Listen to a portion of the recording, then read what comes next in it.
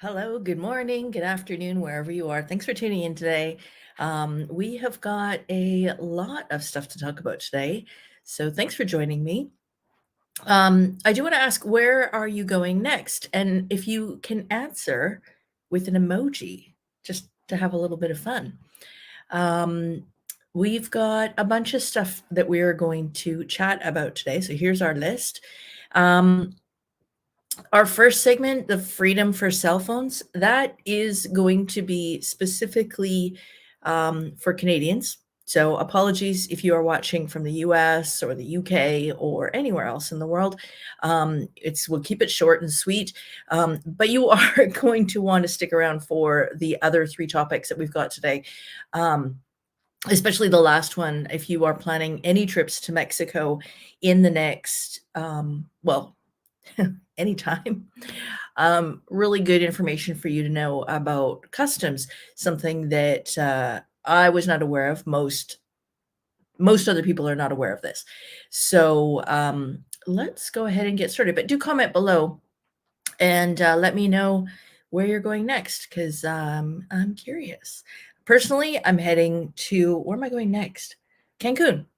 Gonna head out to Cancun, staying at the Sandos Cancun, which I've stayed at before. It's a really nice property. They have cabanas and they are free, which is kind of cool. Not a lot of resorts do this. So I'm going to be staying there for a week, and then also going to the Hyatt Vivid Grand Island. So this is a brand new product. It's not actually part of the Hyatt Ziva Zilara group. It's actually part of what used to be AM Resorts, with Dreams and Secrets and Breathless and Zoetry and Sunscape. It's part of that chain. So it will be really interesting to see what it's like. I'm pretty excited to check it out. So let's go ahead and get started. Like I said, if you're watching from the States or elsewhere, go grab yourself a coffee while we're talking about this Canadian bit, and you can join us afterwards.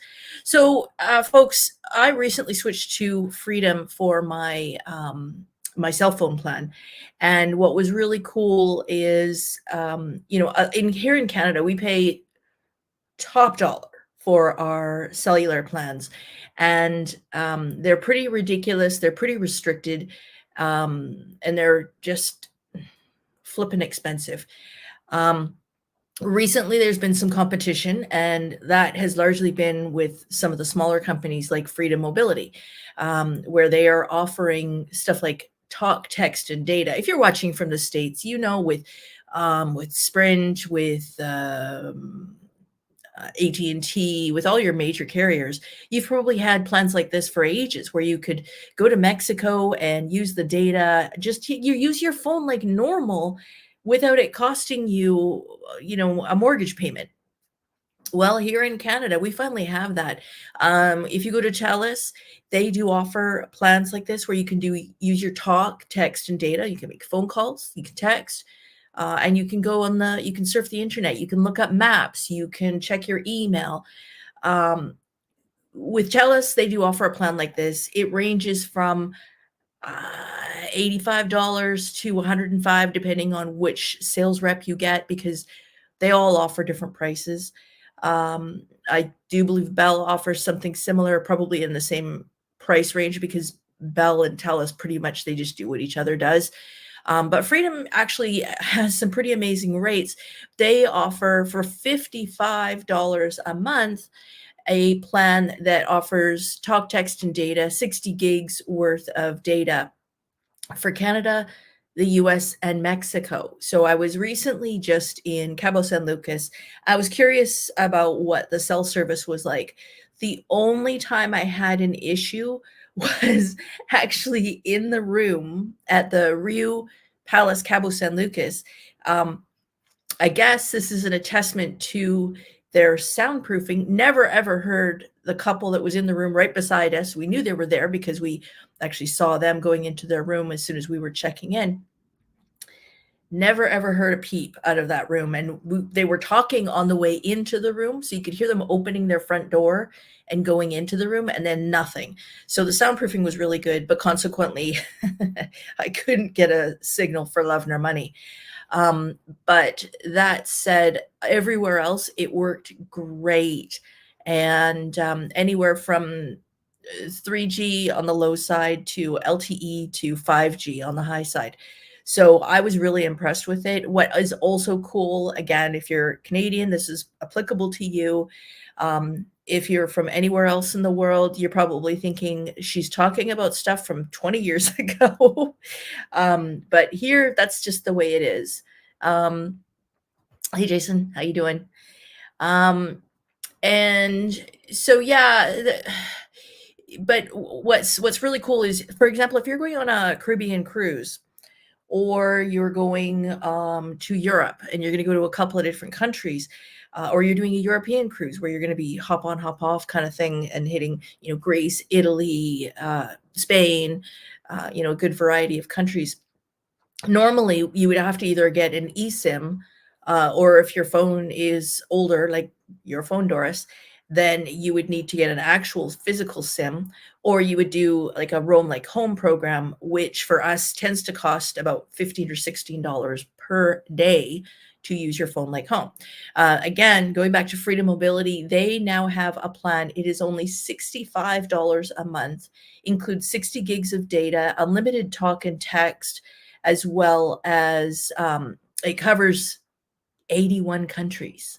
I mean, this is pretty remarkable. So again, if you're Canadian and you're sick and tired of paying ridiculous amounts of money for your cell phone service, it's worth checking it out, especially if you're planning to travel.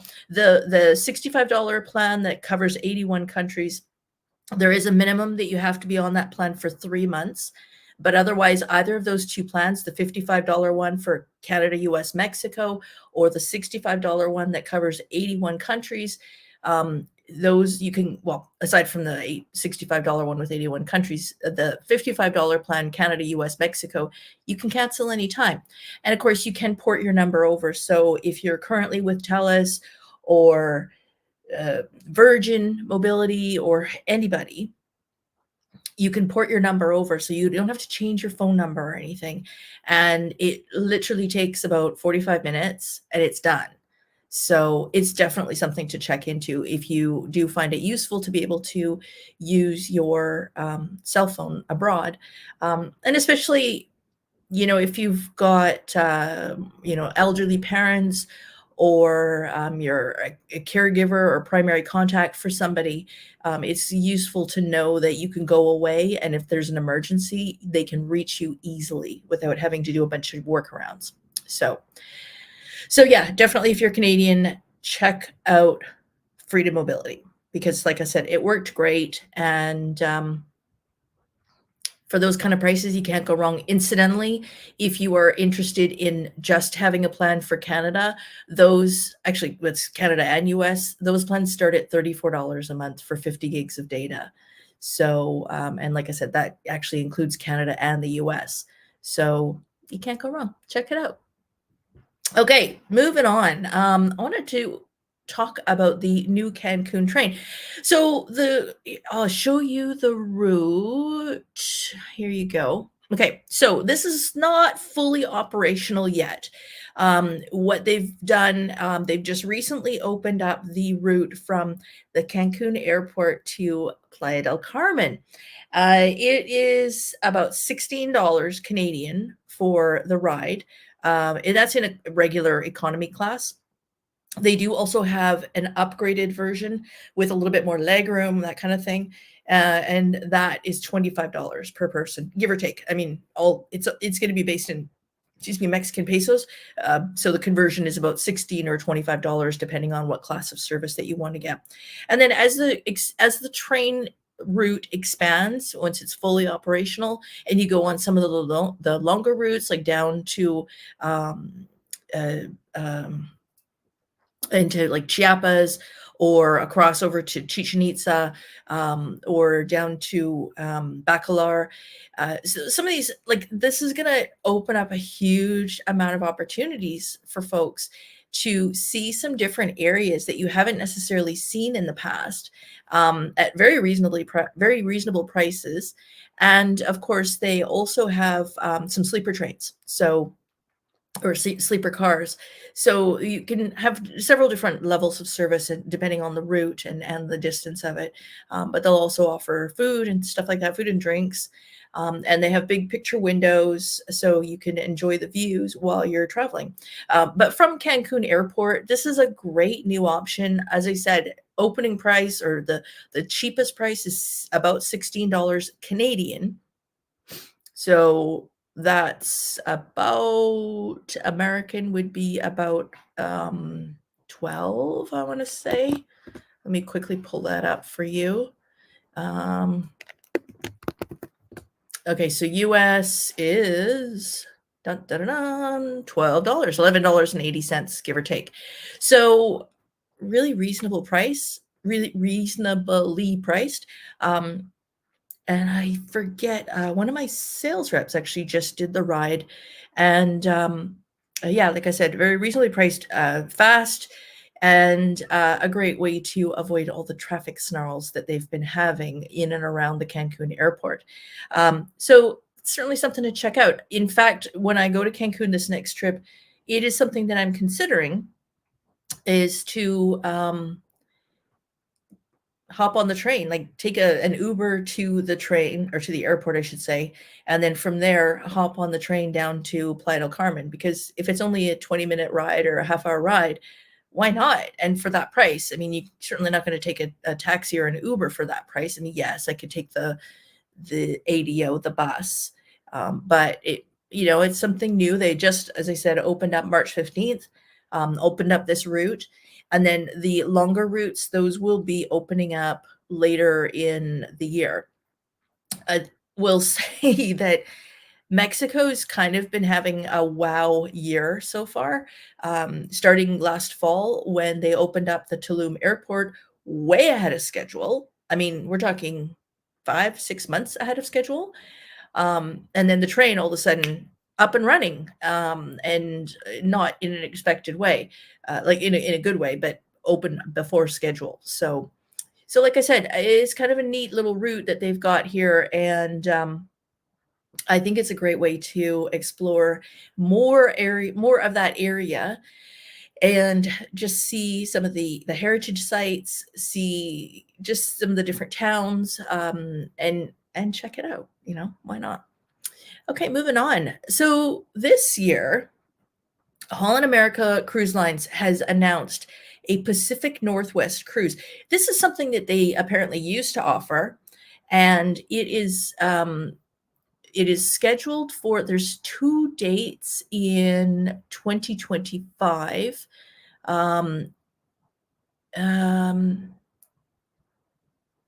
Let me see the exact dates. October 5th, 2025, and then April 19th, 2026. This is going to be on board the Noordam, which is a smaller ship, which is kind of nice because getting on and off the ship makes it quite easy and a little bit less crazy. I'm just going to use my little cruise mapper app and tell you how many passengers they have. And of course, it's not cooperating. Noordam. There we go. Okay. Specifications. So this has passengers 1,972 to a maximum of 2,366, and then a crew of 820. So it's a very reasonably sized ship. What's really cool about this is where it's going. Of course, most of the cruise lines, Disney, Norwegian, Princess, Holland America, cruise up to Alaska. But what a lot of them will do is they'll cruise the inside passage, but that's about it. And then they'll usually, if it's a cruise that's starting in Seattle, it'll usually stop in Victoria, because they do have to get a Canadian port in. And if it's starting in Vancouver, then pretty much you're going to skip any of those extra stops. But what is cool about this one is that's what the cruise looks like. So it heads out going from Seattle. Both of these are going from Seattle, and it's going to head up from Seattle up straight up to Ketchikan, which is a beautiful port. If you've never been, it is, what they've done is they've really retained that old mining town kind of look and feel to it. So there's even a brothel there, which is not a brothel anymore, but just to give you a sense of what it was like back in the day. But then on the way back, it is also going to be stopping in so it goes to Ketchikan. Oh, sorry. And it arrives at 8 a.m. and it leaves at 6 p.m. So it's a pretty good schedule time. And then the next day it goes to Prince Rupert, and it actually, well, it sort of does an overnight. It arrives at 7 a.m. into Prince Rupert, and then it departs the next morning at 4 a.m. Okay, so you're not going to be doing anything too extensive, but if you wanted to go and do some sightseeing, it just means that you for sure have a good opportunity to go and see things. Then the next day, you were going to do scenic cruising through the Grenville Channel, scenic cruising through Bella Bella the next day, later that day, and then also Johnston Strait, and then the Seymour Narrows.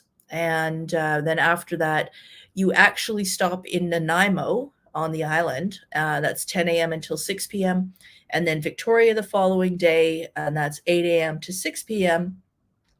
And then back into Seattle. So it's a pretty interesting itinerary, and really will give you a chance to see much more of the Pacific West Coast, hence the name.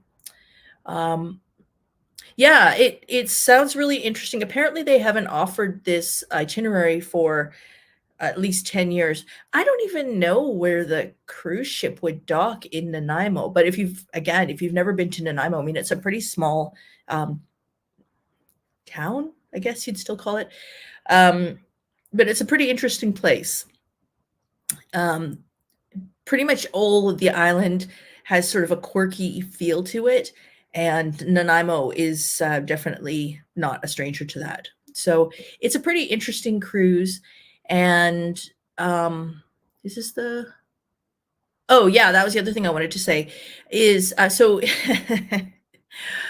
with the Canadian dollar being as weak as it is against the US dollar, if you are considering doing that cruise and you are wondering how much things will cost you, if something costs $1,000 Canadian, as of yesterday when I did this screenshot, that's going to cost you $737 US.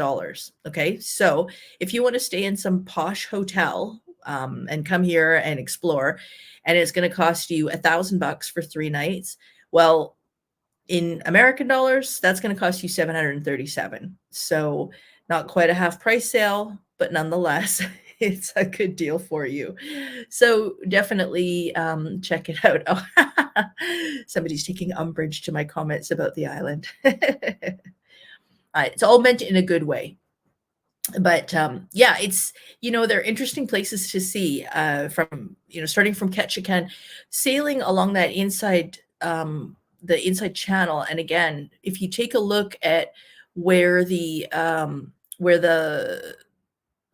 it's sailing on the way down from Prince Rupert, it's really hugging the coastline. So this is definitely an opportunity where you're going to want to have a balcony cabin, and you're going to want, on that cruise, you are going to definitely want to be on the port side, the left-hand side of the ship, so that you can see the most. I mean, of course, you can always just go up to the top. If you want to do it cheap and cheerful and you're happy with an inside cabin, go for it, because you can always go onto the deck and see see the sights. Just remember that this is the beginning of the season and the end of the season, and therefore it can be a little bit rainier, so the weather can be somewhat inclement, and just bear that in mind. So definitely pack a raincoat, rain jacket, umbrella, windbreaker, couple of sweaters. But yeah, it's an opportunity to really truly see the best of the West Coast. So that is the Pacific Northwest cruise. And now we move right into Mexican customs scare. So this has happened a few times. It is completely random, and it is not specific to any particular airport arrival. But here's the thing. When you go into another country, there are always different rules for what you're allowed to bring in, whether it's for personal use, whether it's a gift. Number one, you always have to declare everything you're bringing in. Number two, know that, with Mexico, they've changed the rules for smoking. Basically, it's illegal to smoke almost everywhere now, in public places and on the beach. It was interesting when I was staying at the Rio, there was a sign on the night table that reminded you that if you were caught smoking in your room or on your balcony, that the fine was approximately $600 US. So they're serious about this. And consequently, we noticed that there was way less people smoking. It was kind of nice to be able to sit in your lounge chair and then not have somebody pull up beside you and then chain smoke for the rest of the day. And then same thing on the beaches. So, things have changed. If you bring in your own cigarettes, or if you bring in your own alcohol, you are restricted to the amount that you can bring in. So for cigarettes, you're based on the this tourist information for Mexico, currently up to 10 cigarette packs, 25 cigars, or 200 grams of tobacco. And that's assuming that you're over 18 years of age. There's also restrictions on what kind of food you can bring in, as well as the amount of alcohol that you're allowed to bring. And if you are over the amount and you declare it, that's one thing. But if you don't declare it, the fines can be huge. Where are you headed off to? I see Mexico on the beach. What's the first thing? I can't tell what the first emoji is. It looks good though.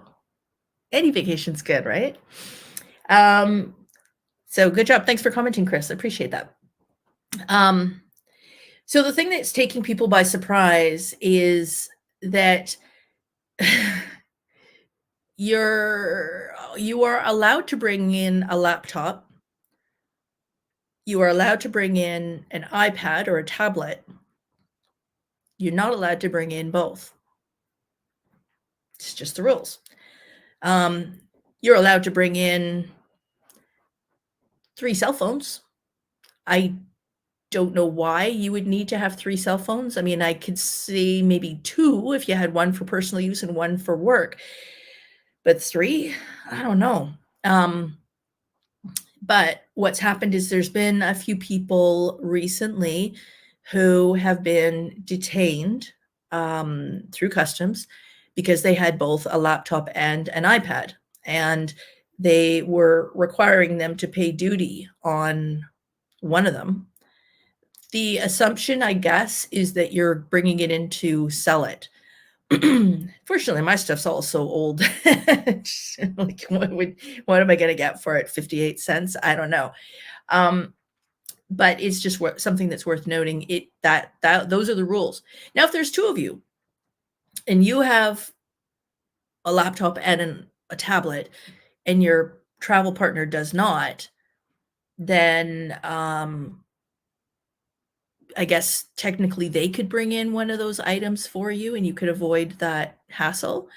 But yeah, it's interesting. I will put the link to this in the description of the video below. But for example, it says you're allowed to bring in free of duty items for personal use, such as clothing and footwear, 2 cameras, 3 mobile phones, 1 laptop computer, medical supplies for personal use. And of course, as always, you should ensure that your prescriptions, any medication, is only in the original packaging. Do not put it in a pill pack. Do not take it out of the original container and throw them all together just because you know that you take the red and white one in the morning, you take the pink one in the evening. Don't do it, folks. It's got to be in its original container. Otherwise, they don't know what it is. And they can confiscate it. And then what are you going to do? Like, you could go to the pharmacy and get more, assuming you've got your prescription that you're carrying with you, but that can be challenging, if not downright impossible. So just don't do it. Yeah, bring it in always have it in your carry-on, and always have it in the original containers. Yeah. But yeah, the whole thing with iPad, the tablet, and a laptop, that was one that I wasn't aware of. And I will sometimes, if I'm watching Netflix or whatever, I'm more inclined to watch that on my iPad. It's just easier to carry it around, especially on the plane, right? My MacBook I take with me pretty much every trip, because that's how I do my YouTube videos, and it's just easier for email and stuff like that. But perhaps a solution to that would be getting a portable keyboard and just taking my iPad, right? So, but then I have my phone as my camera. But yeah, it's just important to know.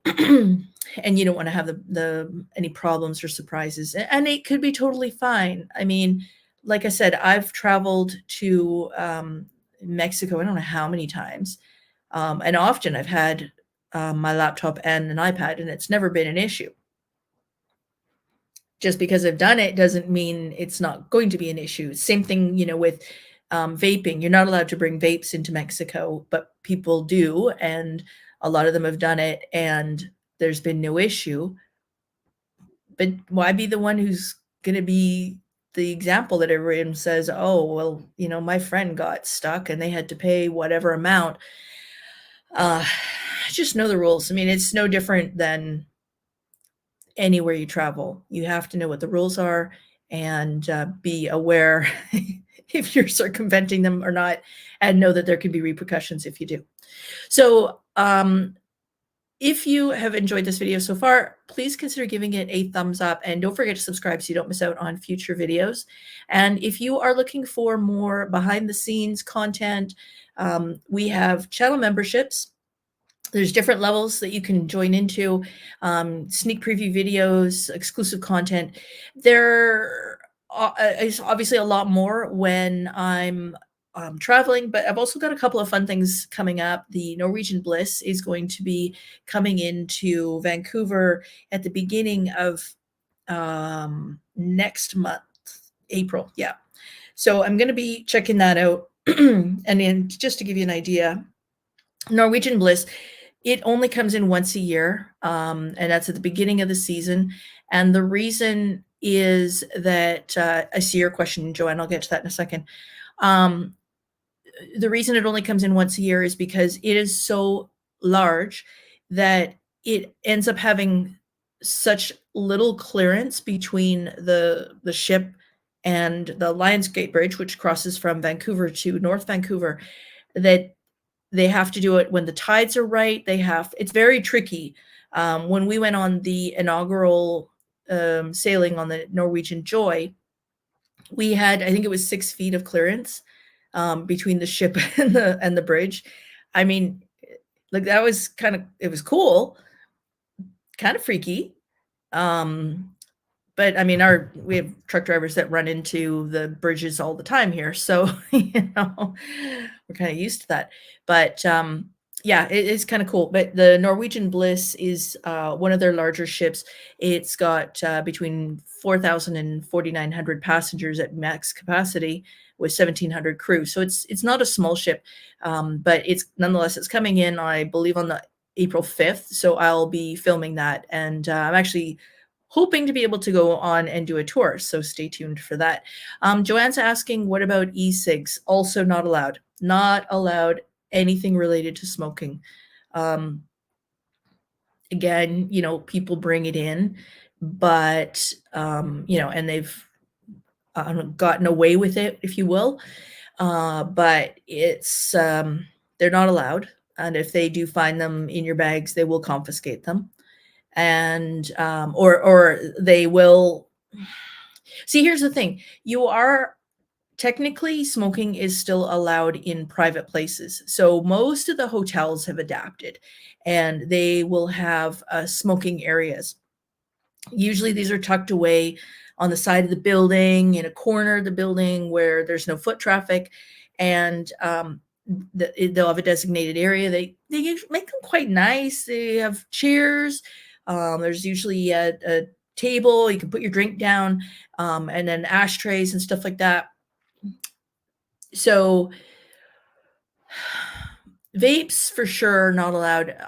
The e-cigarettes, you know, I would recommend checking on that, checking on the Mexican government site. I don't believe that e-cigarettes are allowed because that would be like vapes. But, you know, again, depends if you want to try it or not. But yeah. But you also want, if you do decide you're going to smoke while you're there, it's going to have to be in those designated areas, or like I say, the fines can be pretty massive. Yeah, that's a good point. Yeah, some hotel shops do sell cigarettes, which is kind of ironic, but we did see that at the in the Rio Palace, Cabo San Lucas. I popped in to see if they did sell them because somebody was asking about it, and you can buy them there. Of course, they're going to be way more expensive, but they also have them at the OXXO. And look, anywhere you go in Mexico, you're never very far from an OXXO, so you can't go wrong with that if you need something. Of course, the cheapest place to buy anything, if you forget or you run out of suntan lotion, is always going to be grocery stores. By far going to be cheaper, especially if it's one that's not right in the main tourist area. But you know, head to a 𝖳tu𝖾yi𝖾, or there's quite a few different ones now. But the grocery stores are always your cheapest place to get stuff if you run out of deodorant in a hot, sweaty country. You know, or like I said, suntan lotion, those are great places to go, or bug spray. Because if you arrive during the rainy season, it only is going to take one night of not having bug spray and you're going to regret it. So definitely want to get some. So thanks for joining today. I'm going to wrap it up here, but I am going to be posting my review of some of the Rio resorts this weekend, so stay tuned for that. I'm going to do them separately, so there'll be one for the Rio Santa Fe, there'll be one for the Rio Palace Cabo San Lucas, and one for the Rio Palace Baja California. So stay tuned for that. I'm going to cover off everything and show you the beaches, the pools, the beautiful pools.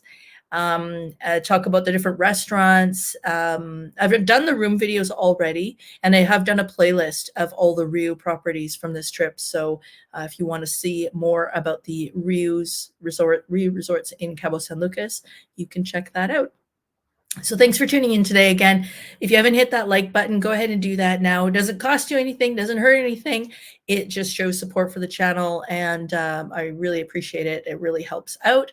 And then if you want to know when there's new videos posted, subscribe, hit the bell so that you'll get notified if I'm going live, if that's planned. And also it'll notify you whenever there's a new video so you don't miss out on anything. So thanks again for tuning in, and have yourself a great day, and we'll see you on the next one.